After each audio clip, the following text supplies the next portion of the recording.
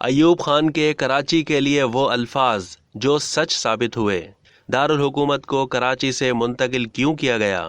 جب دارالحکومت کراچی سے منتقل ہوا، آج کا وفاقی دارالحکومت اسلام آباد پاکستان بننے کے کچھ عرصے تک وفاقی دارالحکومت نہیں تھا، بلکہ تقسیم کے بعد کراچی کو پاکستان کا دارالحکومت بنایا گیا تھا۔ اکتوبر 1958 میں ملک میں پہلے مارشل لاء کا نفاذ ہوا تو اس وقت کی حکومت اس غور و خوض میں مصروف ہو گئی کہ کراچی شہر کا دارالحکومت رہنا موضوع ہے یا نہیں۔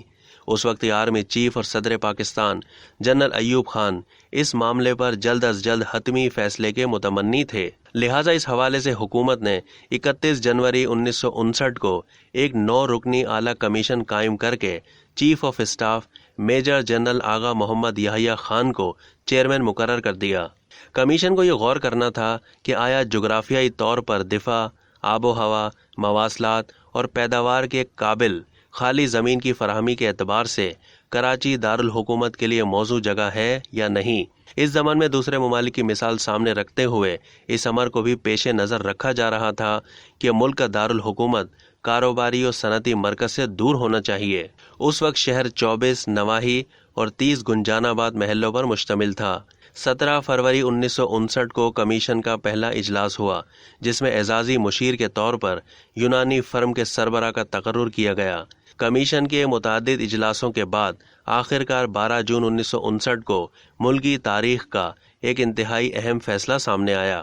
نتھیا گلی میں صدر Pakistan army chief general Ayub Khan کے زیر صدارت گورنرز، مرکزی کابینہ اور دیگر اعلیٰ حکام کی اہم کانفرنس میں کراچی سے دارالحکومت منتقل کرنے کے بڑے فیصلے کا اعلان کر دیا گیا۔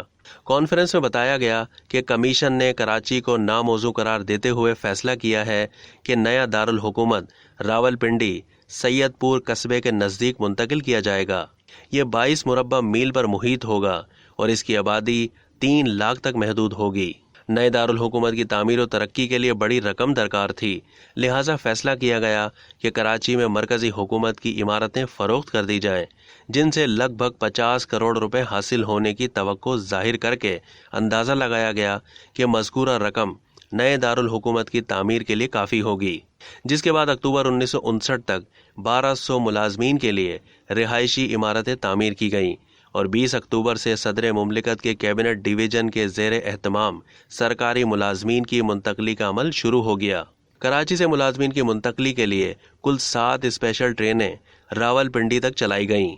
راولپنڈی پہنچنے پر پہلے روز تمام ملازمین کو صبح کے ناشتے سمیت دوپہر اور رات کا کھانا مفت فراہم کیا گیا۔ جن ملازمین کے خاندان نہیں آ سکے، انہیں کراچی میں اپنے کوارٹرز میں 6 مہینے تک مزید قیام کی اجازت دی گئی۔ راولپنڈی پہنچنے والے تمام عملے کو 2 مہینے کی پیشگی تنخواہ کے ساتھ 200 سے لے کر 1000 تک خاص الاؤنس بھی دیا گیا۔ 20 اکتوبر 3:30 بجے کراچی کینٹ اسٹیشن سے پہلی ٹرین نئے دارالحکومت کے لیے روانہ ہوئی۔ پہلی اسپیشل ٹرین 22 اکتوبر کو جب راولپنڈی پہنچی تو مسافروں کا اسٹیشن پر شاندار استقبال کیا گیا۔ فوجی بینڈ نے خوشی کے ترانے بجا کر خیر مقدم کیا۔ ٹرین کے دونوں انجن پھولوں سے لاد دیے گئے۔ اس موقع پر پورا شہر خصوصی طور پر سجایا گیا تھا۔ 24 اکتوبر 1959 کو اس وقت کے صدر مملکت جنرل ایوب خان نے راولپنڈی روانگی سے ایک دن پہلے کراچی کے باسیوں کے نام اپنے مختصر الوداعی پیغام میں کہا کہ باشندگان کراچی کی محبت اور شفقت کا شکریہ۔ آپ لوگوں کو کراچی سے دارالحکومت منتقل ہو جانے پر کسی قسم کے اندیشے اپنے دل میں نہیں لانے چاہیے۔ اس سے کراچی کی ترقی پر کوئی فرق نہیں پڑے گا۔ کراچی ملک میں تجارت اور صنعت کا سب سے بڑا مرکز ہی رہے گا۔ اب تک کے لیے اتنا ہی۔ مزید معلومات کے لیے ڈیلی جنگ کے یوٹیوب چینل کو سبسکرائب کرنا نہ بھولیے اور فیس بک کے پیج کو بھی لائک کرنا نہ بھولیے۔